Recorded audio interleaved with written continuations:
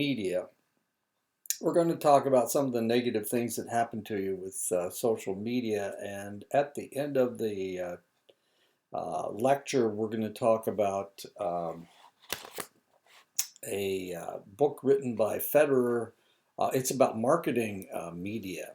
And so that was kind of an interesting book. It's a long book, and I didn't get much out of it. But because it's a business book, it's not a psychology book, even though psychology is in the title. And I'll talk more about that when we get there. So this is from the Arnfield and Swart text. This is chapter 2 in the text, Dependency, Despondency, and Depression. Not only does the internet, and in particular its proliferating social media platforms, provide a virtual social and entertainment haven, even a place for posturing and braggadocio, for those who are prone to awkwardness, seclusion, and other interpersonal dysfunctionality in online environments, but it is also the ideal battlefield for fearmongers, hate mongers, propagandists, and unscrupulous corporations, as well as advocacy groups who want to promote their agendas with no moderation regarding truth or moral responsibility. The 2016 US presidential election, the Russian troll farm was allegedly behind this influence campaign, and at the center of the ensuing FBI and House Intelligence Committee investigations, of course, did not invent fake news. However, the flagrancy with which they were alleged to have acted held a mirror up to several hundred million social media users to reveal something no one wanted to admit. People were addicted to the internet, and that's a picture of the troll farm that we're dealing with, the Russian troll farm. Many people describe themselves as being continuously connected without interruption to social media or some application of the internet on a daily and even an hourly basis. This still comparatively new reality of daily occupational and social functioning underscores just how significantly the definition of acceptable behavior versus repetitive or compulsive behavior that interferes with that same social and occupational functioning and thus classifies the behavior as disordered has changed in only a matter of years. I can remember teaching about social media and saying if you checked your email more than 4 times a day, then you were an email addict. Now people are checking their email constantly, continuously. The DSM-5 proposes 9 diagnostic criteria for internet gaming linked to persistent and recurrent solo or multiplayer gaming on the internet that causes significant impairment or distress in one or more areas of a person's life. To qualify for clinical diagnosis, 5 or more of the following elements must be present in the most recent 12-month period. 1. The individual has become preoccupied with internet games, which overshadows all other activities and responsibilities in everyday life. 2. When access to the internet is prohibited or restricted, the individual becomes irritable, anxious, or sad, which represents withdrawal symptoms. 3. The baseline tolerance is progressively raised, meaning that the person increasingly feels the urge to spend more time online. 4. The person is not able to control his or her gaming behavior, often having had multiple unsuccessful attempts or resolutions to curb playing internet games. 5. The person has lost interest in activities and hobbies that were previously enjoyable at the expense of internet games. 6. The individual is aware of psychosocial issues or distress as a result of his or her internet gaming, but persists with the behavior. 7. The person lies to or deceives friends, family, therapists, or others, or hides from them the extent of their internet gaming participation. 8. Internet games are used as an escape mechanism or relief from psychological distress such as depression, guilt, anxiety, or self-loathing. 9. As a result of his or her gaming, the individual has lost or compromised valuable life opportunities such as a job, career advancement, education, or interpersonal relationship. According to the DSM, internet gaming addiction is most prevalent among 12 to 20-year-old male adolescents from Asian countries, in particular China and South Korea. Prevalence of internet addiction among adolescents in these countries was 8.4% for males and 4.5% for females. One German study suggested that 1.5 to 3.5% of adolescent computer and internet users show signs of an overuse or addictive use of computer and video games. Addiction is generally defined as any dependence that results in signs of withdrawal once the dependency is removed without proper and controlled weaning. Like any addiction, dependence on the internet is similar to other compulsive behaviors that can have both physical and psychological triggers. Addictions can cause mood problems such as depression and anxiety, both of which are confirmed as the leading side effects of dependency on not so much of the internet itself, but on social media applications. Spending more time on the internet lessens both the duration and quality of one's sleep, which increases mood imbalances and psychosomatic symptoms, including headaches and recurrent abdominal pain. Internet addictions appear to have a direct link to depression and suicidal ideation, exacerbated by the social isolation that other documented addictive behaviors often produce. Research has found a significant correlation between internet usage, depression, and low self-esteem among participants presenting with internet addiction. Research of university students in Iran found more than 40% of the sample of 408 students had an internet addiction, higher than global estimates of 5 to 10% of total internet users worldwide. Males were far more likely to become internet dependent, and argued that it is due to more experience in internet usage, less parental supervision, and higher use for entertainment purposes. This corroborates the long-standing psychological understanding that males are more visually oriented than females, who tend to be more sensory by comparison. But it might also reflect traditional gender roles with respect to computing technologies. Increased internet usage is related to an overall decrease in the quality of social interactions and increased loneliness, which contributes to depressed feelings and self-esteem problems. Research from a university in Turkey found that almost 3/4 of the 3,442 participants began to use the internet before age 13. Almost the same percentage reported using the internet for social friendships, while nearly half went online because of loneliness and 2 out of 5 for entertainment. Research showed an almost perfect linear correlation between the young internet addiction and Beck depression inventory scores, with respondents whose parents both worked and had chronic diseases at higher risk. Problems with school, health, family, and time management also seem to stimulate internet addictive behaviors. While an addiction may represent an attempt to manage or cope with internalized distress, such as depression and anxiety, the latter is also a reflection of deeper insecurities and beliefs of hopelessness and unworthiness. These feelings are rooted in a deep-seated subconscious effort to achieve the desired personality or social standing, or to relieve internal distress as a type of escape mechanism.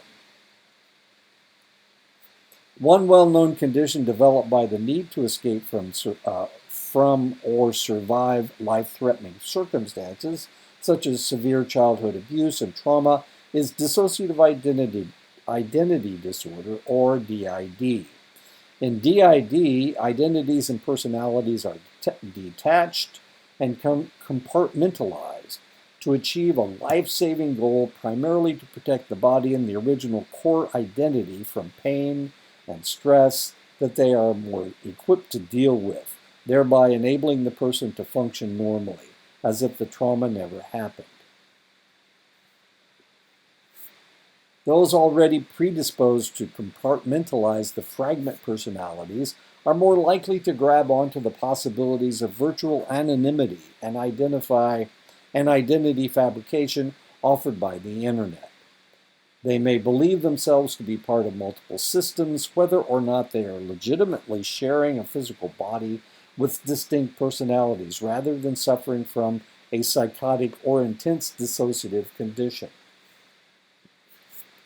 Behavior and presentation on social media platforms often mimic a multiplication or dissociation of identities, albeit voluntary and deliberate.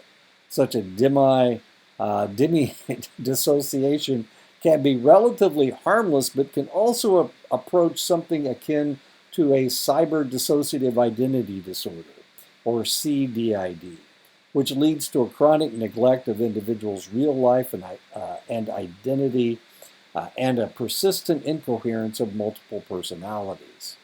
And I'm not saying this basketball player has multiple personalities. He's known as the Bird.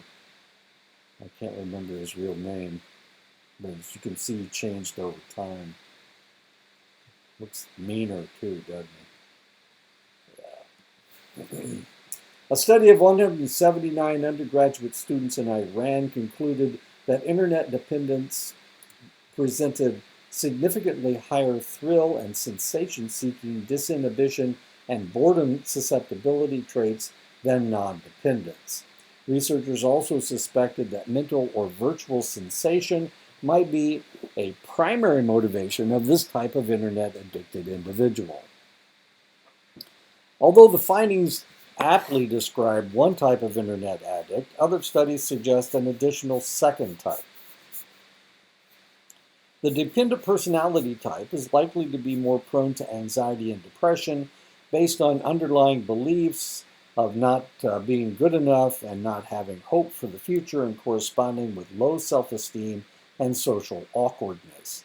People with this personality type are likely to be victimized online or engage in reactive cyberbully victim behaviors.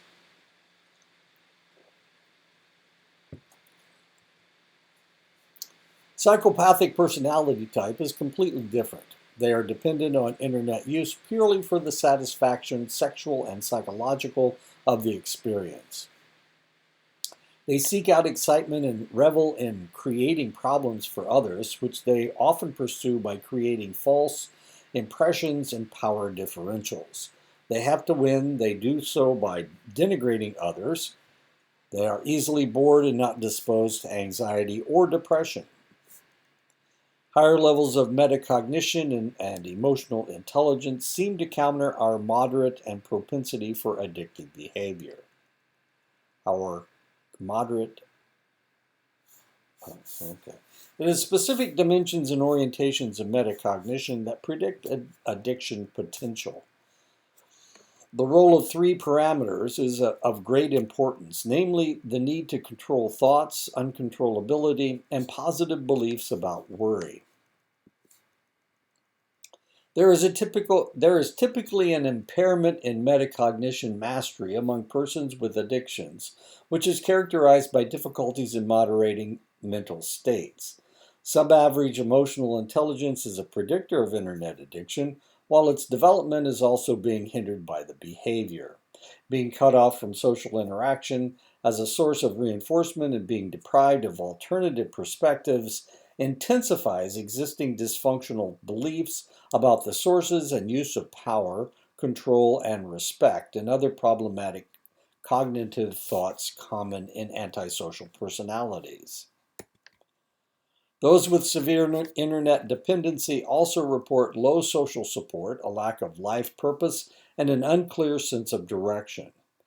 These traits are also hallmarks of psychopathic tendencies, for which excessive internet use, including violent and pornographic entertainment, gaming and gambling, cyberbullying, are suitable and reinforcing.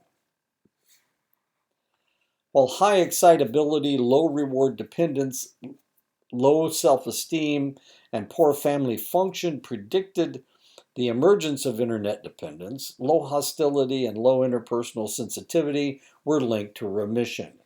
Lying, sensation-seeking, irritation, and anger are characteristic traits of internet-dependent users. Internet usage among adolescents could be a form of identity exploration rather than an impulse control disorder. Researchers have argued that young people might view and experience the internet as a place for ego development and shaping of self-consciousness and self-concept clarity, which implies that internet addicts might have a less than age average developed stable identity. There is need to be different to there is need to differentiate between heavy internet users who may be utilizing the internet for age-related development purposes, and addicted users who are more likely to exhibit fixed personality or psychological dysfunctions. In 2014 study among a 2014 study among 719 Chinese adolescents in Hong Kong indicated a strong correlation between internet addiction and insomnia, with the latter significantly associated with depression. The study found that smartphones and other internet-enabled devices is actually reshaping the human brain among younger generations. The brain restructuring includes a noted decrease in alpha wave activity, the electrical currents that facilitate deep sleep. Among internet-dependent teens managing numerous social media profiles simultaneously. This includes natural circadian patterns being interrupted as the body's internal alarm clock is being rewired to wake every few hours for the purpose of checking one's social media profiles.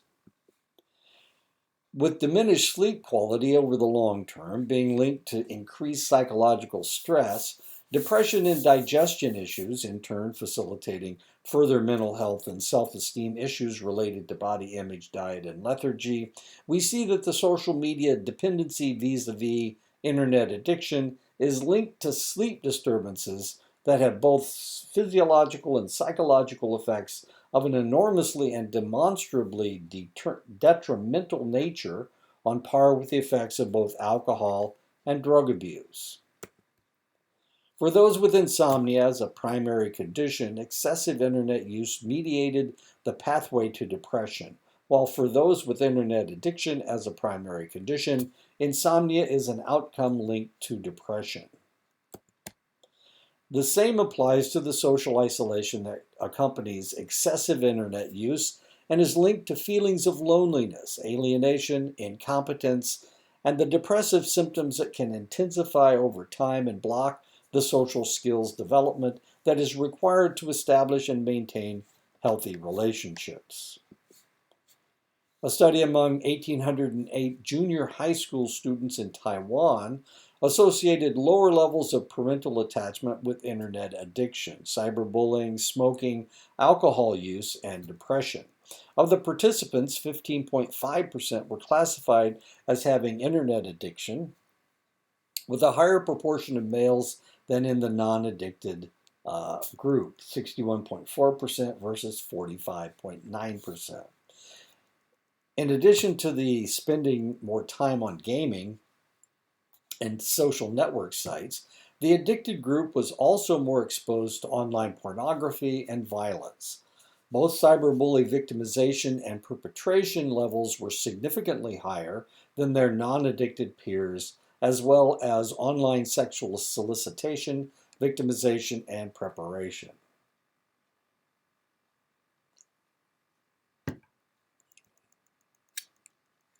In the Taiwanese research, a significantly higher proportion of the internet-addicted group smoked and consumed alcohol, while they reported about twice the levels of low self-esteem and depression than their peers. Internet addiction was positively correlated with maleness, poor academic performance, and lower internet literacy and parental styles with lower attachment, safety, and restrictive mediation. The satisfaction of relationships with their parents was less among those with internet addiction compared to others.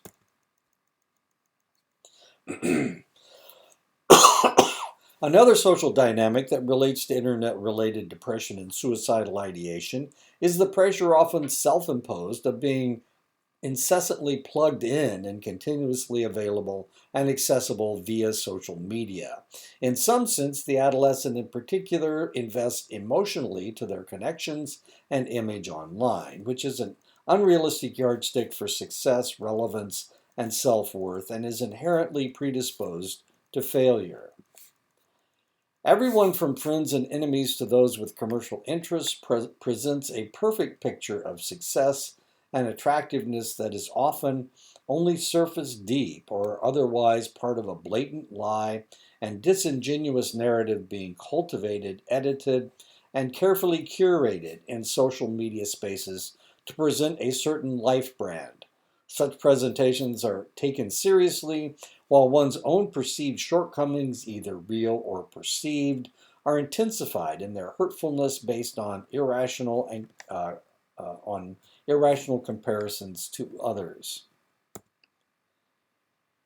A detailed 2013 study in the United Kingdom, where more than 30,000 14 to 15-year-old teens were questioned, found that 37% of girls experienced one or more symptoms of diminished mental health. This is more than twice the rate compared to their male peers, and what is even more alarming is that the prevalence of emotional distress is worsening, up from a reported 34% in 2005. An interesting trend that was highlighted by the UK study is that high-risk behavior among teenagers is at an all-time low, with drinking, drug use, unprotected sex, pregnancy, and truancy all reducing considerably in the context of growing depression and anxiety. Social media can easily become a tool of comparison with others, one that is guaranteed to leave all but the most self-assured and resilient child feeling that he or she is falling short of expectations. Social media postings almost seem set up to increase a person's feeling of inadequacy as they navigate a world filled with lies, inaccuracies, personal agendas, and institutional exploitation. It is likely that technology can act as a tipping point by intensifying insecurities and feelings of being overwhelmed. Half of the UK respondents reported social media had changed their lives. The concept of upward comparison refers to those instances when a person compares themselves with an individual or group he or she perceives to be in a superior position in any value aspect. However, while upward comparisons may provide inspiration to improve, they can also lower self-esteem and generate feelings of inadequacy. With social media content edging to the extreme opposites of happiness and adversity, the middle ground is apparently considered boring. Many users assume a relatively fixed spot, largely through selective and benign postings, shares, and follower or friend requests. This means that many people only or primarily post content that aligns with their chosen personal brand and response that they want to elicit. For those connected to them, this tendency can create a skewed perception of success and accomplishment, as failures and disappointments are not shared. This is a sort of confirmation bias, or the tendency to search for, interpret, focus on, and remember information that confirms a preconception.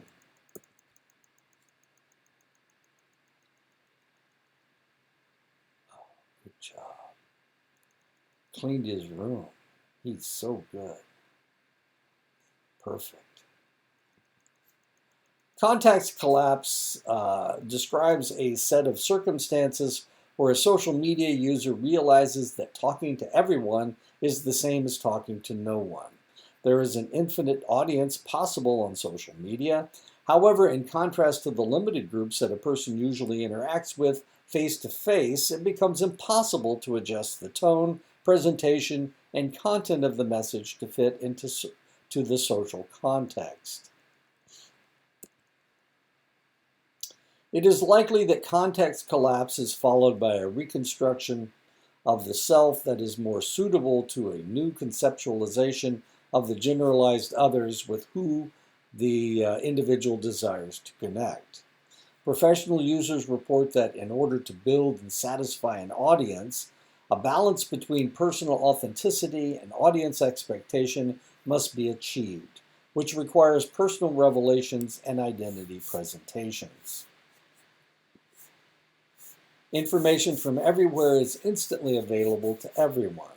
This fishbowl effect magnifies fear and shame in social media spaces to a point where they become all-consuming. Impossible models of perfection and malicious attention-seeking strategies increase internal stress to the point that complete and often extreme disengagement, both online and offline alike, is the only solution. Logos. Oh, those are twisters or twisties or whatever they're called. The constant awareness of one's actions that someone is always watching increases paranoia, anxiety, and depression. When the impact of a message is different from its intent to be misconstrued or taken out of context, often deliberately, a harrowing experience can quickly develop, where wrong response choices can lead to serious consequences. You have the right to remain silent. Anything you can be taken out of context, but on Twitter, put on Twitter, and then it'll be a whole thing. Self-censoring becomes an instinctive norm to try and navigate possible dangers ahead. People are dismissed or chastised for changing their opinions, disagreeing with someone, however amenable, and doing something that is not deemed cool enough. The Hawthorne effect, similar to the fishbowl effect, occurs when individuals change an aspect of their behavior when they are aware or believe that they are being watched, a familiar sensation when engaging on the internet. Today, individuals and groups are able to cleverly manipulate digital information and interactions to stir conflict by pitting people against each other to achieve an objective, political, commercial, or otherwise. It is a tactic used by governments, corporations, terrorists, activists, trolls, and others for their own agenda and satisfaction. As the need to belong is the most fundamental human motivation, most people find it hard not to choose sides in an ever-increasing polarity of opinions and beliefs. Lies and bias are expediently used to gain support in the short term, while long-term and individual consequences are ignored. Social media plays a role in encouraging social polarization. There is already ample evidence to suggest this is a widespread phenomenon, yet one still largely unnoticed as social media and news sites enable content based on users' preferences and online behavior. The concept of a post-truth world is also employed where information is framed and debate is stimulated by appeals to the emotions of an audience rather than being connected to facts. This leads to stratified audiences where one group follows an entirely different stream of information and news than the other.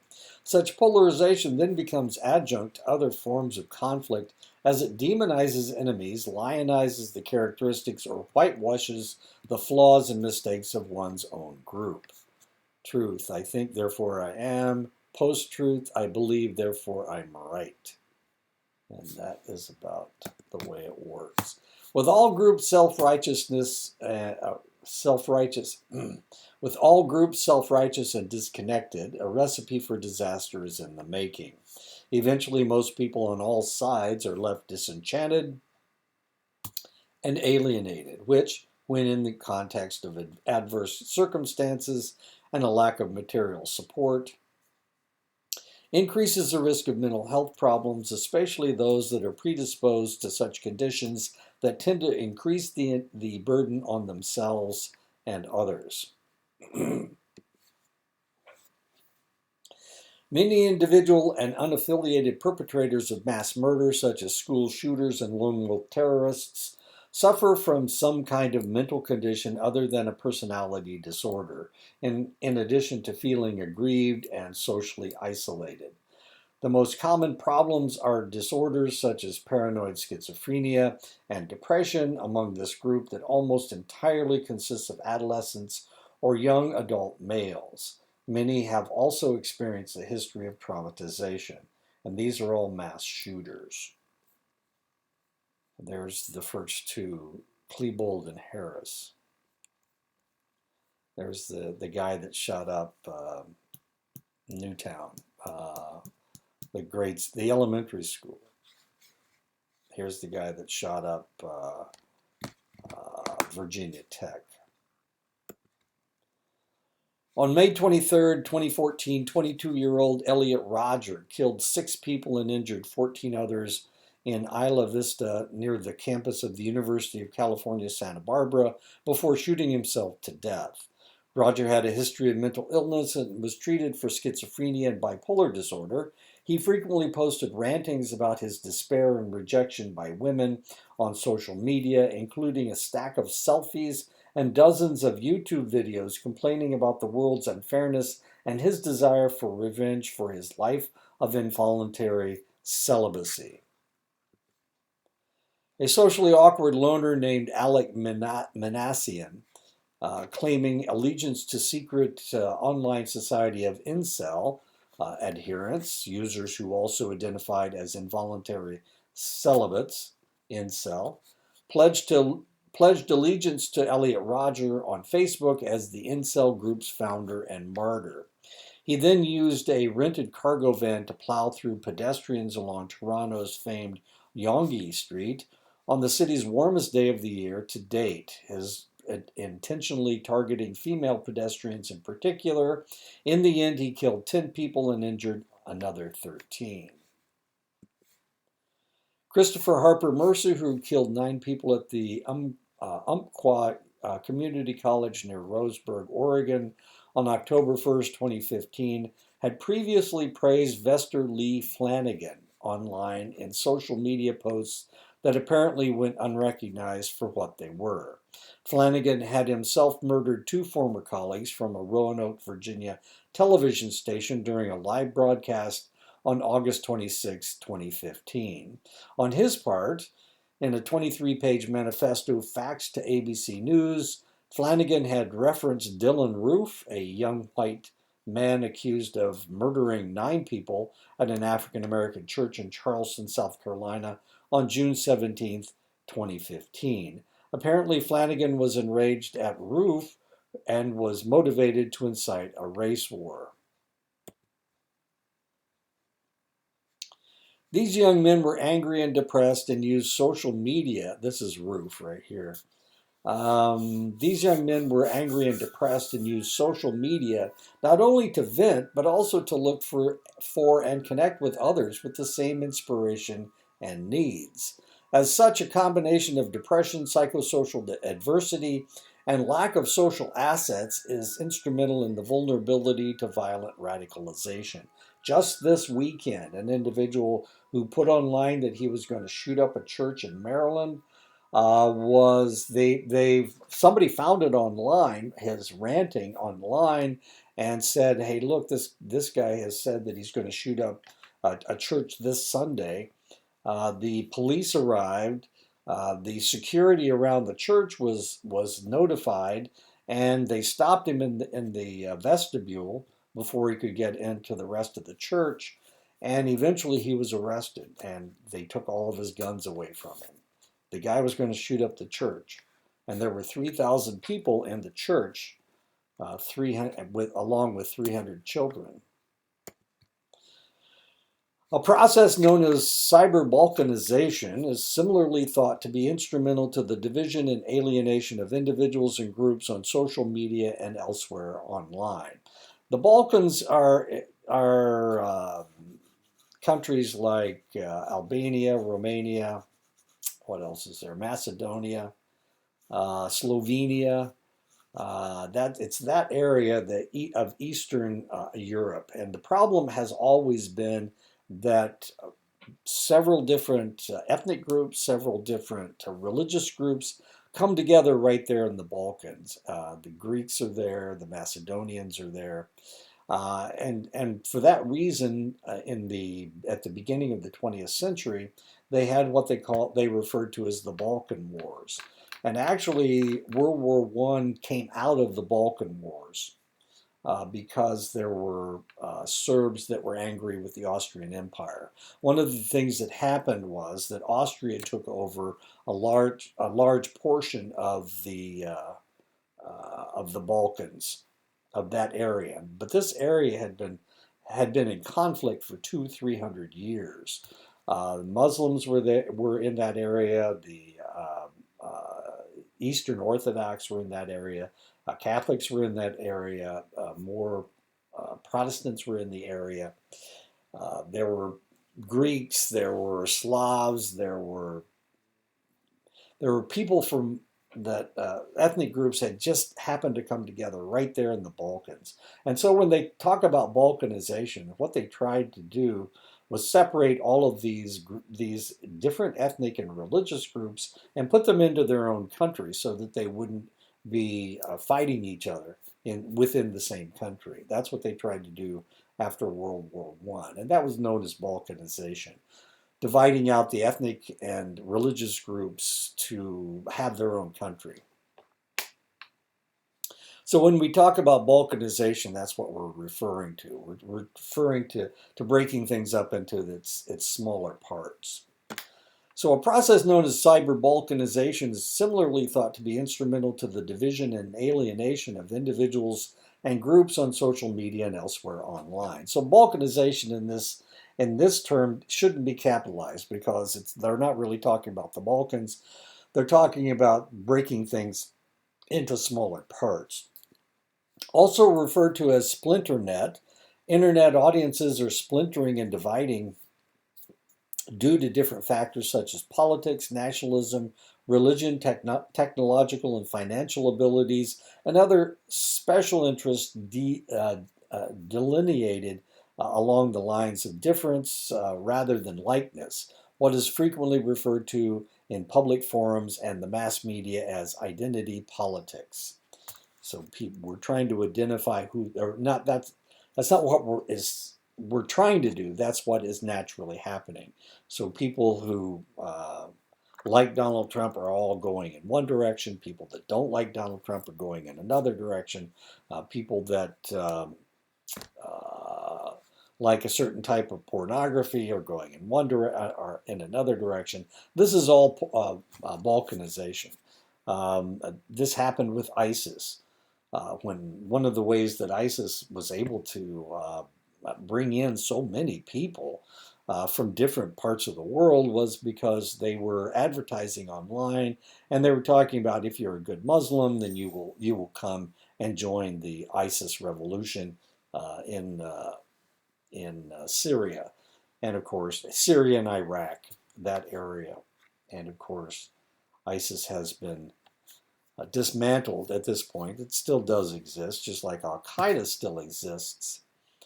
But one of the things that has happened is that the internet is being used to bring people to a certain area, and this is known as balkanization because, of course, they reject all other religions. Jewish people, especially if they're Muslim, they reject all other groups, and they just want their own small, tiny little. Well, in this case, it's a huge religion, but they're rejecting other people in the area. The internet disrupts people's ties with their neighbors, coworkers, and personal friends by atomizing societies into online communities that are more dispersed and faceless. While the internet and online communication can also be the source of a new, equally satisfying and constructive social capital, atomization can lead to loneliness and isolation, and sometimes outgroup antagonism that is linked to depression. The idea is that a person projects his or her pre-existing vulnerabilities online, resulting in a similar feedback of multifold proportions. This happens because people instinctively act according to their subconscious fears, which can be in a passive or active, engaging or avoiding, or defensive or aggressive manner. While appearing completely non-judgmental and unattached, content on the internet is also generated by individuals with an agenda and objectives that are sometimes elusive or misguided. Reminiscence of the Roman orator and statesman Marcus Tullius Cicero, who in his speech to the Roman consul asked, "Cui bono?" The same should be asked today of media content. To whose benefit? That's what cui bono means. Is an old adage to explore a hidden motive or to suggest that information is not as it appears. In an online environment where truth has been largely displaced by believability, objectivity is an ever more scarce commodity. Those in ruthless pursuit of ill-gotten gains routinely try to exploit consumers who are more gullible, susceptible, or trustful. They utilize the features of their new technologies, such as filter bubbles, to make themselves and their cause seem credible and believable, without regard for potential consequences on the lives of their audience. Filter bubbles refer to the discrete result of a personalized search in which the algorithm of a search engine or social media website predicts the information that a user wants to see based on his or her characteristics and extant online behavior, which has, of course, been tracked since the day that same user activated an account on a given platform or allowed a given app access to their data. In a sense, the internet becomes less of a connection to the world and more of a manipulated flow of data that can become divergent from an accurate bigger picture. Ultimately, the effect is that people are removed, even shielded in a sense, from news, views, and opinions that they might not like or care for. It is not difficult to understand how these filter bubbles can isolate a given internet user from different perspectives, thereby increasing polarization and eliminating the middle ground and space for compromise. Instead of constructive debate, conflict, polarization, and even radicalization ensues, with a given digital space enabling exercises in blaming and scapegoating, and with the cultivation of intense emotions and grievances, which in the context of real-world personal adversities can easily become unmanageable. And that's what's happened with Stormfront. It's a pro-Nazi um, uh, platform, and 8chan, which used to be 4chan, and then it became 8chan, and you can put anything you want on either of these sites. And so what we're seeing is that a lot of extreme right wing individuals are going on these two platforms, and they are supporting each other's really strange ideas. In response to this factionalism, social media administrators and moderators, often required to espouse the political and ideological leanings of their parent companies, strive to minimize publicly viewable conflict by suppressing dissenting, typically center or right of center views, by circuitously muzzling prominent agitators, pundits, and any user not engaging in overtly illegal hate speech. Shadow banning, euphemized as an abuse filter by Twitter, Instagram, and other social media platforms, is a furtive method used to filter objectionable content automatically. As a result, content that is deemed abusive, hateful, or offensive is hidden from users' timelines, which limits its reach without deleting it or suspending the contributor's account. The contributor in question also typically remains unaware that they have been exiled and their content has been filtered, giving that his or her own timeline indicates nothing has changed and that it is business as usual. It appears that free speech and healthy debate are the victims of deliberate censorship designed to silence the voices of dissent.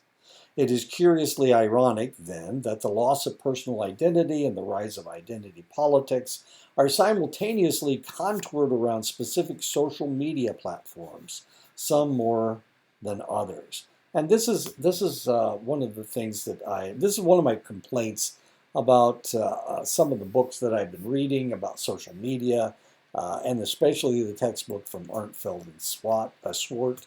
One of my complaints is that they are very pro-media, and so it's very difficult for them to complain about anything or to talk negatively about any of these platforms because they don't want anybody to censor them. Now we're going to talk about this book, and this is the book I was talking about. Federer, Joe Federer is the author. It was printed in 2020. It's called The Hidden Psychology of Social Networks, and I got it thinking that it was a book about psychology, but it turns out that it's a book about marketing on the internet. So really kind of curious. Shows me what Professor Blackwater is talking about. So we're going to talk about memes first, and then we're going to go into social networks. Usually when we say meme, we mean a particularly popular piece of content with qualities of being highly shareable or having repeated itself in various ways across time and having particular rawness or a lack of polish in the format of the content itself. A meme is a unit of cultural transmission. Things like ideas, songs, fashion, and language are all examples of memes, or more specifically, groups of memes. When the social media gives us this new window into the lives of our neighbors, and those neighbors exclusively post their life highlights, it is easy for us to conclude that we're less successful, less attractive, less happy, and so on. Ironically, being constantly exposed to those highlights has demonstrably negative effects on our mental health. And so one of the problems that we have with social media is that we're not really dealing with what's actually happening to people. We're just looking at their highlights. So if they put up their vacation photographs, it looks like these people are traveling all over the world on a continual basis. But the reality is they took a week off and they took a trip to France, or they took a trip around to Europe and didn't see a whole lot, but they took a lot of pictures. So it's life highlights that we're really talking about. People aren't going to talk about, well, I went to my grandson's soccer game this weekend and he got his butt kicked and he didn't play very well. You're not going to put that kind of stuff up. You're going to put up stuff like, oh, my grandson scored 6 goals this weekend in a tournament in Des Moines, and all that kind of stuff. You're only going to put up your life highlights. You're not going to talk about mediocre things or common things. You're just going to talk about the highlights.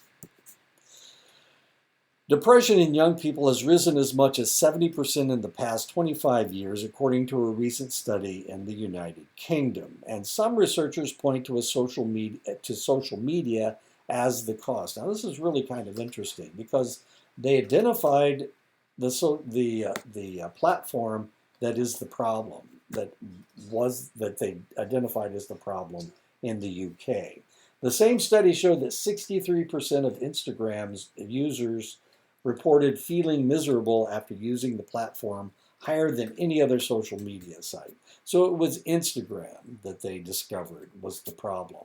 Why? Well, part of one of the things you put on Instagram is pictures of yourself showing you at your peak.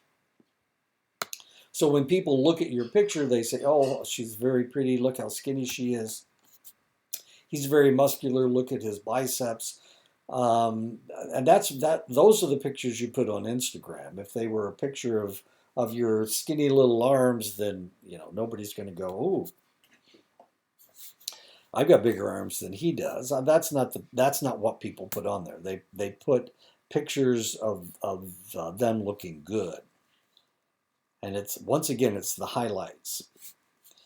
The actual content of a social feed is only a small part of the equation. What's more important is the mindset of the people browsing the feed and their relationship to the memes with which they are interacting. Different social network structures satisfy different social and psychological needs. Networks allow people to solidify connections to their tribes and define themselves to the group of people who know their offline selves. So when we go to LinkedIn or we go to Pinterest or we go to Facebook or we go to Twitter, we're really talking to the people that know us offline, people that actually know us, people that actually see us from day to day. These are the people that we're talking to. These are the reality networks, the ego networks.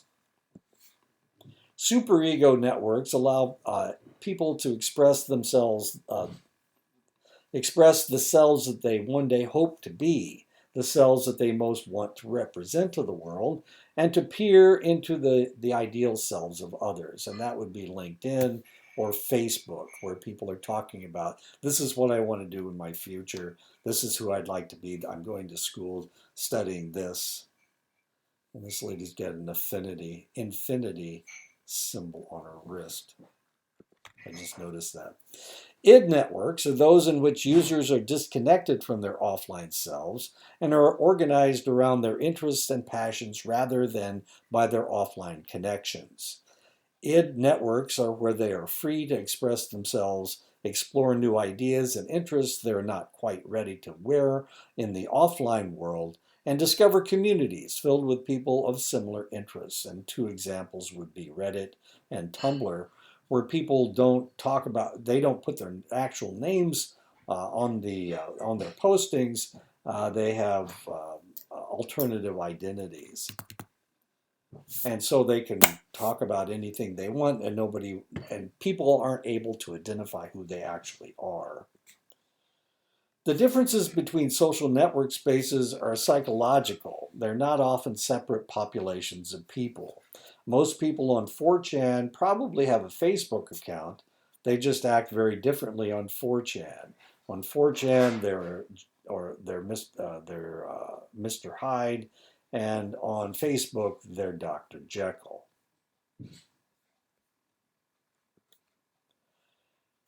On id networks, people are looking for content that is funny, compelling, entertaining, or otherwise interesting to them, not their proper social selves. They discuss taboo topics without worrying what friends and relatives might think. They are in a state of epistemic curiosity, a pleasurable state of curiosity with anticipation of reward. And Twitch is one of those, Reddit is another. So you don't really identify yourself. Nobody knows who you are. Theoretically, nobody knows who you are. And this is where these people are ranting and raving. The 4chan channel, the 8chan, Stormfront, people that are thinking, well, maybe I want to be a Nazi when I grow up. They go on Stormfront or they go on 8chan and they start ranting about this, that, and the other. Whatever ugly thoughts they have. And those are the id networks where we can act out our animal instincts. Participation in ego networks like Facebook and Snapchat bind people to their real selves, real life selves, than when they are in superego and id networks, because the only people with whom they are connected are the people who know their offline selves. So in ego networks, they are trying to be who they actually are. The things done in ego networks have a greater sense of realism attached to them, not just because people are connected to offline friends, but because their identity is also strongly reinforced. A real name accompanies every post made, every article liked, and every comment expressed. Bruce Banner is the Hulk. And that is the end of the chapter. So I will we'll tackle something else next time. It's a book about counseling people with social media addictions. Really kind of interesting. I'm only halfway through it, so I've got to read the rest of it. But we'll put it online next week. I hope we'll get it online. There's a lot of stuff in there, so we should be able to talk about social media and dealing with people with social media addictions next week.